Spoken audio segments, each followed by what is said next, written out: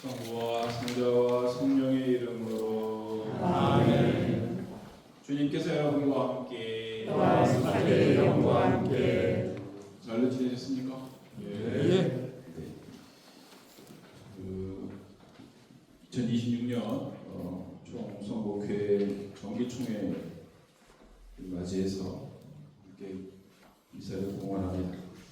네, 우리의 수가 점점 조촐해지고 저와 여러분의 간격이 점점 멀어지는 것 같아서 제가 일부러 앞으로 좀 나오시라는 말씀드렸습니다. 아무리 수가 줄어도 한 분만 계시면 제가 미사를 하겠습니다. 혼자 미사하는 이유가 없으니까 저 주고받을 수 있는 우리 선곡회원 한 분만 계실 때까지 미사는 중단 없이 계속 될 겁니다. 오늘 이 미사를 통해서 2년 동안 선곡회 회장직을 수행해 오신 이재영 선배님과 또 회장단 그리고 또 새롭게 2년을 선곡회 이끌어갈 새로운 회장단 영예관의 건강을 위해서 함께 기억하고 기도하겠습니다. 아울러 우리 선곡회원 모두가 다 올 한해 영예관에 건강할 수 있기를 마음을 모아서 하나님께 열심히 기도하도록 하겠습니다. 형제 여러분, 9월의 신비를 합당하게 거행하기 위하여 우리 죄를 반성합시다.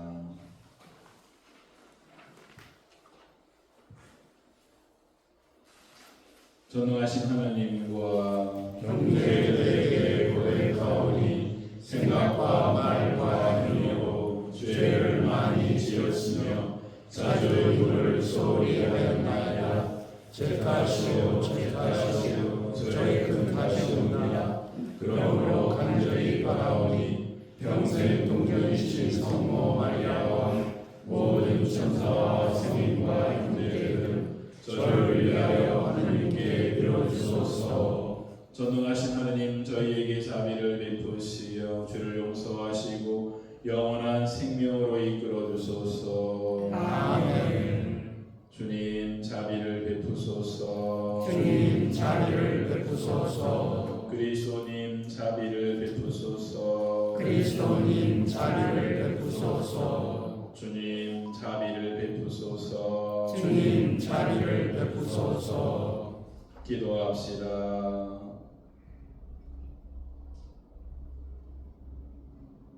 전능하신 하나님, 파스카 축제를 마치는 저희에게 너그러의 은혜를 베푸시어 저희가 그 신비를 삶으로 증언하게 하소서. 성부와 성령과 함께 천주로서 영원히 살아계시며 다스리시는 성자 우리 주 예수 그리스도를 통하여 비나이다. 아멘.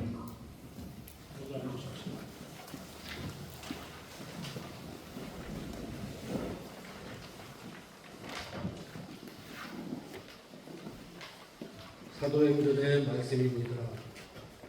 우리가 로마에 들어갔을 때 바오로는 자기를 지키는 군사 한 사람과 따로 지내도 좋다는 허락을 받았다. 사흘 뒤에 바오로는 그곳 유다인들의 지도자들을 불러 모았다. 그들이 모이자 바오로가 말하였다. 형제 여러분, 나는 우리 백성이나 조상 전례의 관습을 거스르는 일을 하나도 하지 않았는데도 예루살렘에서 죄수가 되어 로마인들의 손에 넘겨졌습니다. 로마인들은 나를 신문하고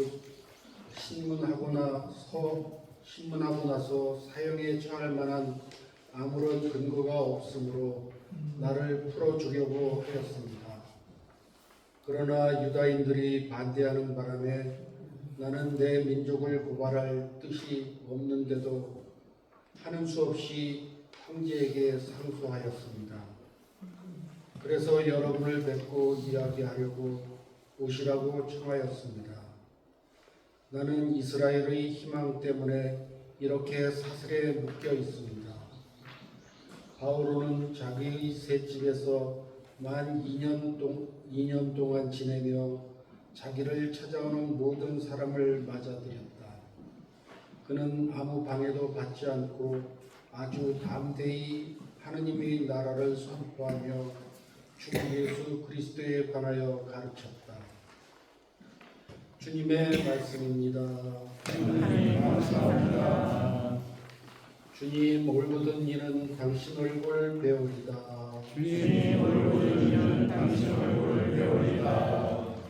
주님은 당신의 거룩한 성전에서 하늘에 있는 주님의 옥좌에서 당신 눈으로 살피시고 당신 눈동자로 사람들을 가려내신다. 주님 얼굴은 당신 얼굴을 배우리다. 주님은 의인도 악인도 가려내시고 그분의 어른 폭행을 즐기는 자를 미워하신다. 의로우신 주님은 의로운 이를 사랑하시니 올고전 이는 그분 얼굴 배우리라. 주님 얼굴은 당신 얼굴을 배우리다.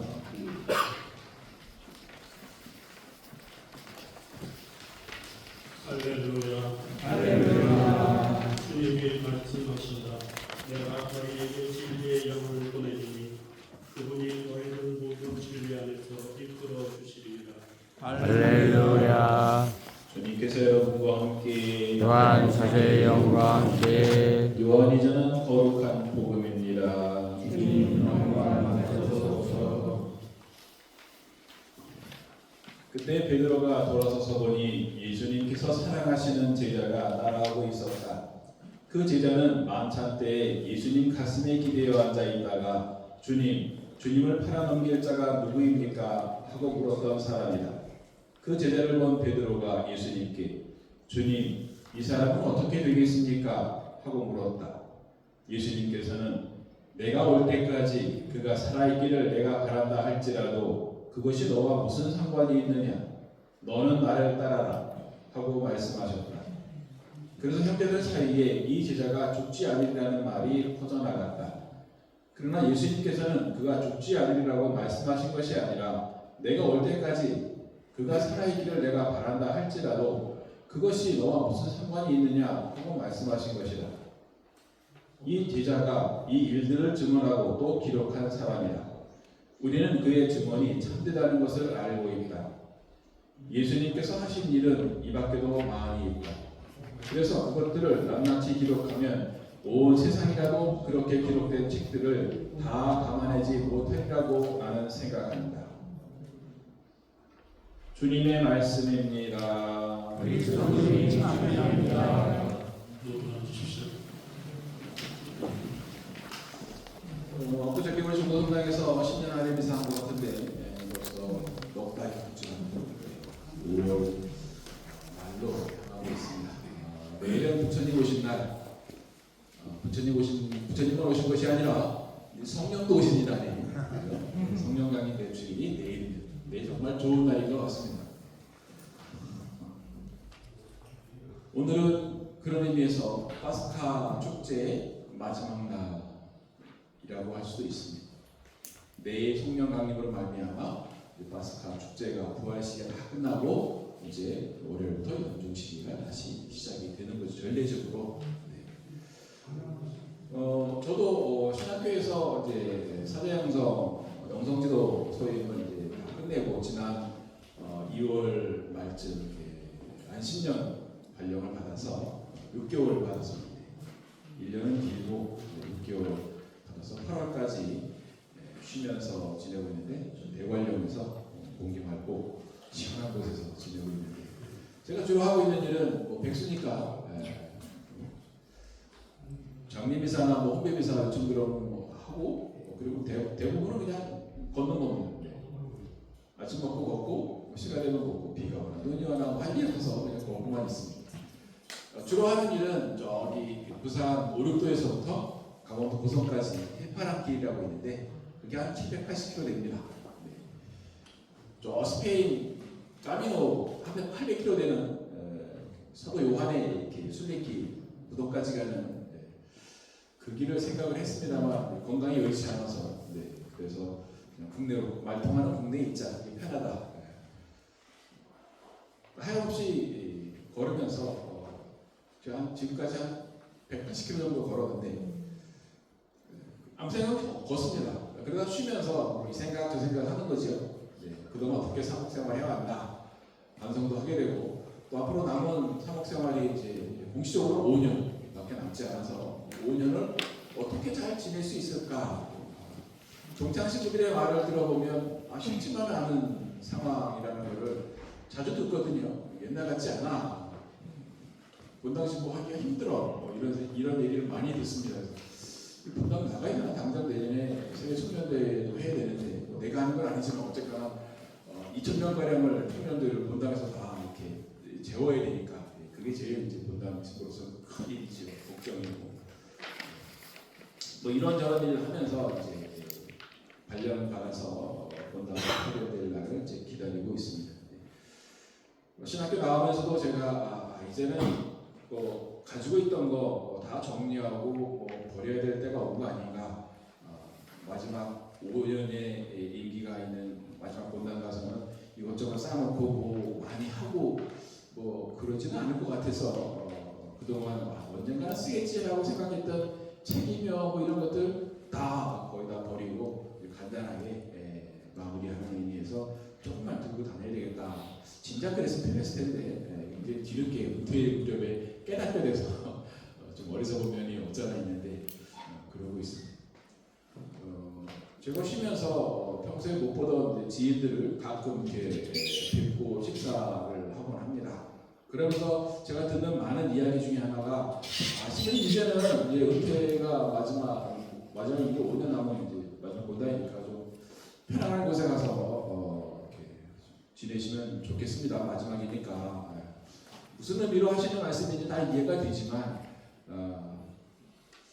신도를 어떤 사람 말기에 사목생활 대충 하면서 편하게 지내라고 얘기하시나 라고 하는 생각도 하게 됩니다.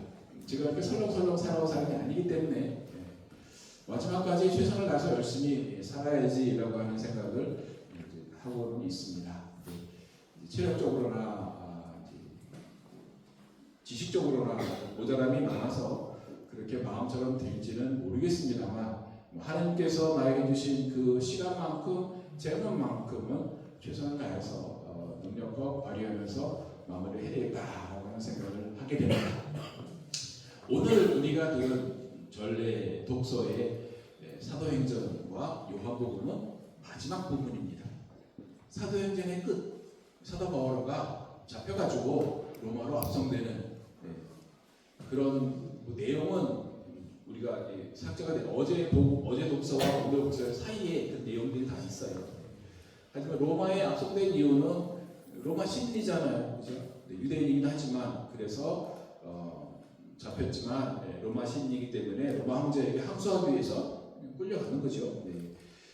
거기서 지내는 2년 동안 새방에 살면서 사도 바오로는 마지막까지 복음을 선포했다라고 하는 것이 사도행전의 끝부분에 나오는 내용이죠. 사도 바오로께서는 뒤늦게 예수님께서 직접 뽑으신 제자가 아니라 눈이 멀었다가 뜨면서 예수님 만나 뵙고 그리고는 예수님의 사도가 돼서 내가 너를 이방인의 사도로 삼겠다 해서 유대 지역이 아닌 이스라엘 지역이 아닌 밖으로 터키, 그리스, 로마까지 이 복음을 선포하는 동아시아의 복음을 선포하는 아주 훌륭한 밖으로 사도로서의 역할을 충실히 하시고 마지막까지 세상의 중심이라고 하는 로마까지 가서 복음을 선포하시고 교회를 활성화시키신 분이십니다. 오늘 우리가 들은 요한복음도 마지막 부분입니다. 그러면서 이 복음서를 쓴 사도가 누구냐라고 하는 것을 우리에게 암시해주고 베드로 사도가 그러잖아요. 저 사람 어떻게 되겠습니까? 예수님께 사랑받던 애제자라고 하는 표현이 이름이 안 나와요. 아마 자기가 복음서를 쓰면서 내 이름이 요한이다, 내가 예수님의 사랑받던 제자다 요한이다라고 하는 것을 쓰기가 부끄러워서 아마 이름은 안 밝히고 익명으로 그냥 사랑받던 애제자다, 그가 이 복음을 다 썼다라고 하는 언급을 하고 있습니다. 베드로 사도가 예수님께 부르는 부르죠. 이 애제자 사도 요한은 어떻게 되겠는가? 저 사람의 말로 어떻게 되겠는가? 궁금하지? 그렇다고 연락 오는 거 같은데? 궁금하다고 알려달라고 연락이 왜 궁금하세요? 네. 근데 애지자라고 하는 그 사람은 사실 최후 만찬 때 예수님의 어깨에 기대어가지고 예수님 팔아먹을 사가 누굽니까? 어떤 제자가 예수님 팔아먹을 겁니까? 묻던 제자잖아요. 그런 요한이 어떻게 나가서 복음을 선포했는지 사도행전이 어디 잘 나오지 않습니다. 사도 바울이나 베드로 사도는 어떻게 복음을 선포를 다녔는지 나오지만 이 애제자 요한은 그렇게 다닌 행적이 없다는 거예요. 그래서 교회는 전통적으로 베드로는 밖에 나가서 복음을 선포하는 일을 했고 예수님을 사랑했던 애제자 요한은 예수님 발치에서 예수님 가슴에 기대어서 기도와 묵상으로 교회에 힘을 보탰다라고 하는. 그래서 베드로 사도는 외적 활동을 통해서 선교를 적극적으로 했고 사도 바울도 마찬가지. 베드로는 이스라엘 지역에서 사도 바울은 이방인 지역에서 그 선교의 힘을 보탠 제자는 묵묵히 예수님은 눈에 안 보이시지만 예수님 마음에 기대어서 예수님과 일치를 이루고 나가서 사도들이 이 복음을 선포하는 일에 뒷받침합니다. 그리고 결정적으로 사도 요한의 역할은 뭐였습니까? 예수님께서 뭘 맡겼어요? 어머니 마리아를 맡겼잖아요. 그 어머니 마리아 모시는 것만으로도 큰일을 하는 거지. 모든 사람이 우리에게 모든 사람이 주어진 사명은 복음 선포의 사명입니다. 세상 끝날까지 세상 모든 사람들을 내 제자로 삼아서 아버지와 아들과 성령의 이름으로 세례를 베풀고 그 가르치라고 한 것이 예수님이 우리에게 주신 마지막 사명. 그래서 교회는 예나 지금이나 세상 종말까지 복음을 선포해야 되는 겁니다. 이게 우리에게 주어진 사명입니다. 모두가 다 복음을 선포하는데 밖으로 나가서 깃발 들고 예수 천국 불신지요 이것만이 선교는 아니다. 누군가는 사도 요한처럼 성체조배실에 앉아서 예수님을 바라보면서 기도하는 것, 그분의 말씀에 귀 기울이는 것, 이것도 훌륭한 선교다. 모두에게 다 똑같은 사명을 주어졌다고 성경은 얘기하지만 각자의 재능과 능력에 따라서 주어진 역할들은 다 다를 수밖에 없습니다. 모두가 다 사제이고 모두가 다 수고자이면 자식은 누가 나요? 그렇잖아요. 각자에게 주어진 역할, 그 상황 안에서 최선을 다해서 사는 삶이 우리에게는 정말로 중요한 거 아니겠나. 나이가 먹었거나 젊었거나 똑같은 마음으로 교회 발전을 위해서, 하나님 나라 건설을 위해서 노력하는 것. 근데 요즘 교회를 보면 젊은 사람들 다 신앙생활 안 하죠, 그죠?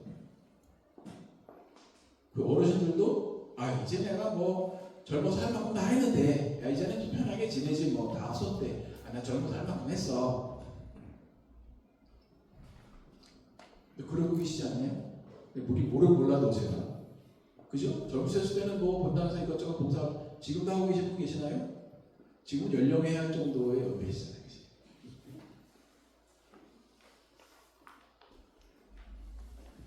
사도 바울은 2년 동안 새방에 살면서 자기가 천막 지는 일로 생계를 유지하면서 복음을 선포했잖아요. 그죠? 끝까지 어떤 상황이든지 간에 2년쯤 살았으면 찾아오는 시대들도 많았을 것이고 그를 돕겠다고 하는 사람 얼마나 많았겠습니까?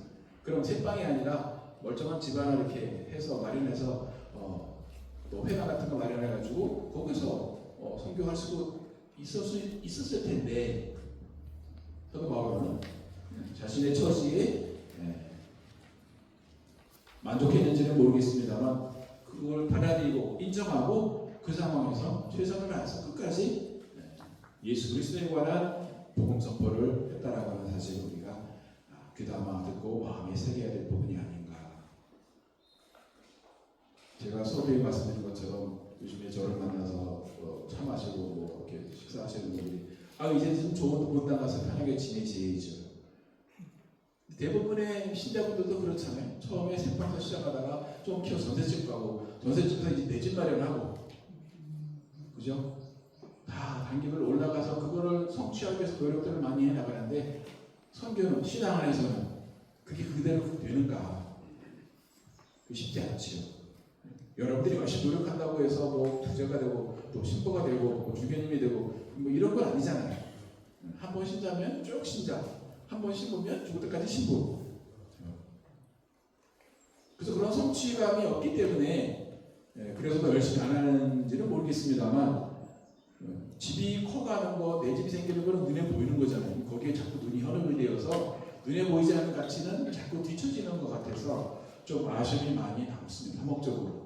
이런 생각들이 팽배하고 그런 생각 속에 살아가는 신자들을 어떻게, 신자들뿐만 아니라 세상에 많은 사람들이 어떻게 그리스도의 복음을, 영적인 가치를, 생명의 가치를 선포하고 알아듣게 가르칠 수 있겠는가. 중요한 건 제가 그런 능력이 있고 언변이 있어서 가르치는 것이 아니라 그분께서 나에게 주신, 성령께서 나에게 주신 은총에 힘입어서, 은사에 힘입어서 그렇게 하는 거지요. 부족한 건 다 교회가 메우고, 내가 부족해서 못하는 거는 하나님이 그 부족한 저를 뽑으셨기 때문에 문제인 것이지 제가 문제인 건 아닌 것 같아요. 물론 제가 열심히 공부 안 해서 그런 건 있겠지만 저는 최선을 다해서 했다고 자부를 하고 있습니다. 그런 여러분들도, 그래서 국회의원들도 이제는 뭐 많이 했으니까 성북회에도 올해도가 나왔는데 뭐 별로 늘 똑같은 거 반복이 되고 별로 달라진 것도 없고 회장단만 바뀌고 지도신문 절대 안 바뀌고 뭐 별 재미도 없네 라고 생각하고 이제는 뭐 쉬엄쉬엄 안 나와도 누가 뭐라는 사람도 없고 그러다 보니까 우리에게 주어진 선교 사명의 역할을 제대로 수행하고 못하고 있는 것은 아닌가. 자꾸 뒷전으로 미루고 눈앞에 보이는 것에만 관심 갖고 또 주가가 올라가는데 어느 주식을 사야 되는지 어디에 투자를 해야 되는지 국민 성장 펀드를 해야 되는 거야 말아야 되는 거야 이런 거 고민하고 있으면 가난한 사람이나 억울한 사람이나 고통받는 사람이 쉽게 눈에 띄겠는가 안 뜰 거 아닌가. 그게 필요한 건 하지만 우리 후손들을 위해서는 나라 발전을 시켜야 되는 것이고 그들이 먹고 살 수 있는 무언가를 마련해 주는 것이 부모 세대의 할아버지 할머니 세대의 역할이긴 하지만 그게 다는 아니지 않는가. 적어도 우리가 신자라고 한다면 예수님 믿고 하나님을 유일신으로 믿고 사는 사람이라고 한다면 우선적인 가치는 하나님 나라와 하나님의 정의를 구하는 것, 그분의 의를 구하는 것, 이게 첫 번째야 되는 거 아닌가. 복음 말씀처럼 각자의 주어진 능력은 다 다르다고 했습니다. 성령 강림이 오시면 성령의 7가지 은사를 다 받게 될 거예요. 어떤 은사를 받기로 그랬어요? 지혜, 깨달음, 의견과 굳셈, 지식과 효경, 그리고 두려워할 자는 하나님 두려워할 자는 경외심. 뭘 택하시겠어요? 뭘 원하시겠어요? 어떤 은사를 원하십니까? 이 중에 돈이 있고 이 중에 명예가 있고 이 중에 권력이 있습니다. 하나님께서 성령께서 우리에게 그것이 아닌 다른 것, 너희가 세상 안에서 나를 대신해서 복음을 선포할 재능, 지식 이런 것도 주려고 그러는데 이런 걸 받을 생각도 안 하고 이거 갖다 어디다 써? 돈 되는 것도 아닌데 이게 다 우리 죽잖아요. 하나님 앞에 가서 어떻게 말씀드릴 거예요? 뭘 첫 번째 가치로 생각하는 사람들을 어떻게 고백을 하실 거냐? 뭘 가지고는 가야 될 거 아니에요. 돈, 명예, 권력 다 못 사주고 가잖아요. 그건 세상 거니까. 하는 게 아닌 거니까. 그럼 하나님 거는 유일하게 사랑하면죠. 사랑하는 것이 아니라 이웃을 사랑하는 것, 하나님을 사랑하는 것, 이것이 첫 번째여야 되는데 그걸 자꾸 우리가 망각하고 살아가는 건 아닌가. 그리고 뭐가 없다고 그러는데 하나님께서 우리가 그런 사랑을 실천할 수 있는 모든 지혜와 깨달음과 의견과 불생각 다 주신다니까 성령을 통해서. 네, 여러분들이 원하시냐 원하지 않냐 그게 문제인 거지. 난 별로 원하지 않는데 내가 받으면 그거 어떻게 해요? 남 주든가? 버리죠. 그렇죠? 그게 돈이라고 하면 버리겠습니까? 근데 하나님 그거 안 주시잖아요. 내가 그 은사를 받아서 그 은사를 잘 활용해서 내가 하나님 나라 건설에 어떠한 역할이라도 할 수 있으면 그거로 충분하지 않나.